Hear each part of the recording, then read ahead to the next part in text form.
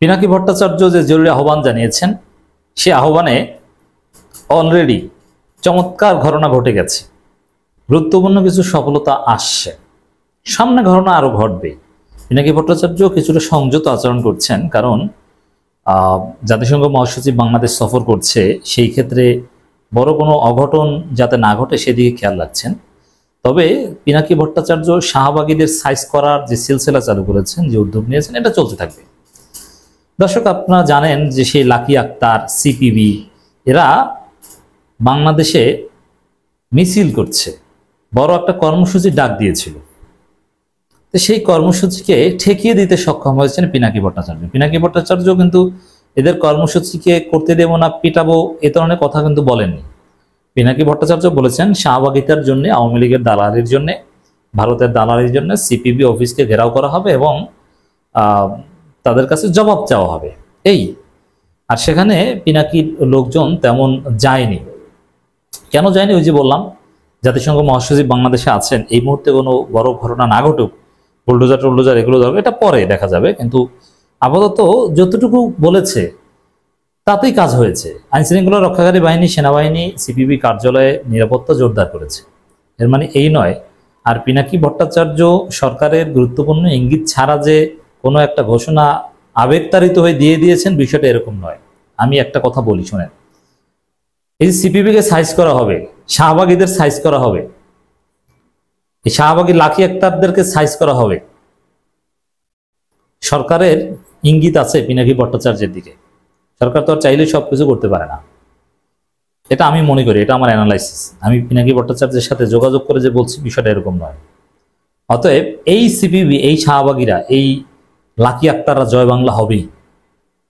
হয়তোবা আজকে তেমন কোনো বড় ঘটনা আর ঘটবে না, কিন্তু এদের জয় বাংলা হওয়া নিশ্চিত।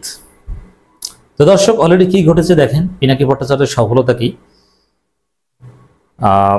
গণমিছিল থেকে সরে এলো বাম সংগঠনগুলো, তারা গণমিছিল করবে, অথচ তাদের পক্ষে কি কোনো গণ আছে নাকি? নাই।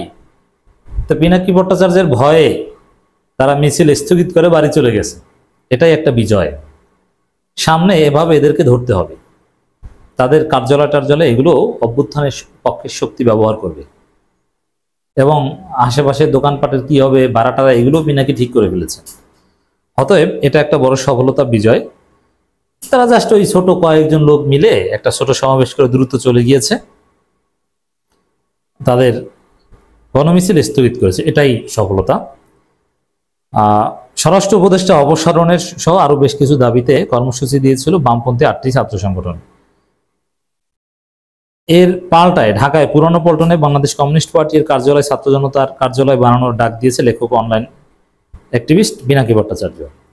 এছাড়া ইনকিলাব মঞ্চ শাহবাগে আছে, আলেম ওলামারাও শাপলা চত্বরের চেতনা নিয়ে তারাও শাহবাগে এসেছিল।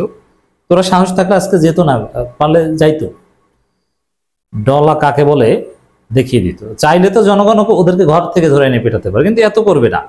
ওরা মিছিল করতে চাইলে সামনে ওরা ডলা খাবে, খেতে হবে। এমন অবস্থায় আইনশৃঙ্খলা পরিস্থিতির অবনতি হওয়ার আশঙ্কা এবং দেশের সামগ্রিক নিরাপত্তা বিবেচনায় পূর্ব ঘোষিত গণমিছিল কর্মসূচি স্থগিত করেছে বাম ছাত্র সংগঠনগুলো। পরিবর্তে তারা একটি সংক্ষিপ্ত সমাবেশ করে 7 দফা দাবি তুলে ধরেন।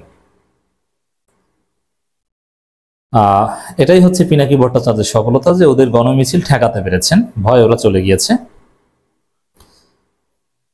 বেলা 11:30টার দিকে রাজধানী কেন্দ্রীয় শহীদ মিনারে গণমিছিল উদ্দেশ্যে জড়ো হন বাম নেতাকর্মীরা। তবে দেশের সার্বিক পরিস্থিতি বিবেচনায় গণমিছিল স্থগিতের ঘোষণা দেন।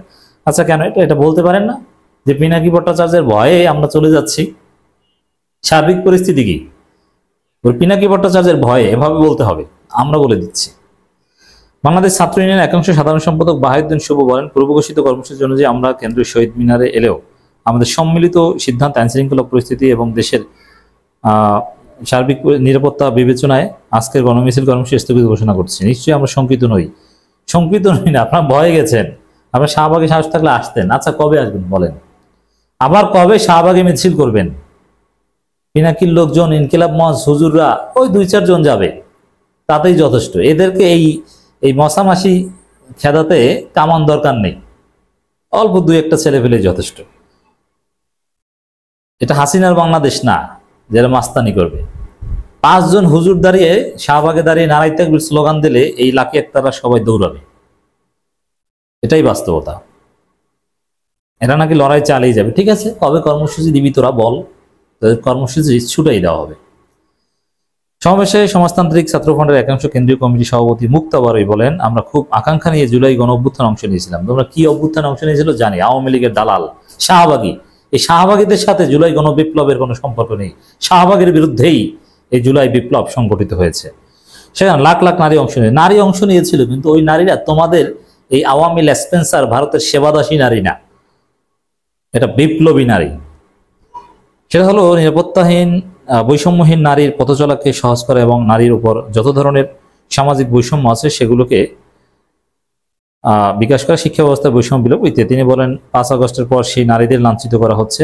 আর হাসিনার আমলে নারীদের লাঞ্ছিত করা হয়েছে, তার বিরুদ্ধে কি করেছে? হাসিনার আমলে এর চাইতে 1000 গুণ বেশি নারীদের লাঞ্ছিত করা হয়েছে। র্যাব নারীদেরকে ধরে নিয়ে ধর্ষণ করেছে, রোজা ভাঙতে বাধ্য করেছে, হত্যা করেছে। কই এই বাটপাড়া কিছু বলেছে? অতএব আওয়ামী লীগ এদের উপর ভর করে আবার পুনর্বাসিত হতে যাচ্ছে। এই সিপিবির স্টুডেন্ট উইং বা এদের শাহবাগীদের কোনো জায়গা হবে না। তো দর্শক, পিনাকিকে ভয় পেয়েছে, অন্য কাউকে ভয় তেমন পায় না, জানে যে পিনাকি ধানমন্ডি 32কে জয় বাংলা করে দিতে পারেন। তো এরকম সিপিবি অফিস আরো অনেক কিছু জয় বাংলা করে দিতে পারে। অতএব এদেরকে প্রতিহত করতে হবে। এরা আবার কবে আসবে সেদিন জনগণ থাকবে।